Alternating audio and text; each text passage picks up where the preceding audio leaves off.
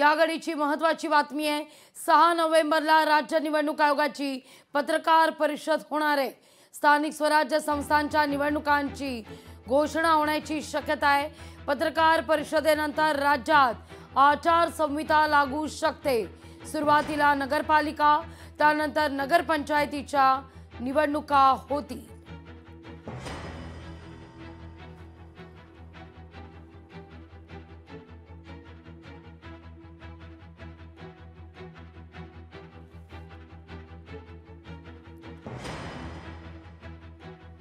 स्थानिक स्वराज्य संस्थांच्या निवडणुकांची घोषणा होण्याची शक्यता आहे। 6 नोव्हेंबरला राज्य निवडणूक आयोगाची पत्रकार परिषद।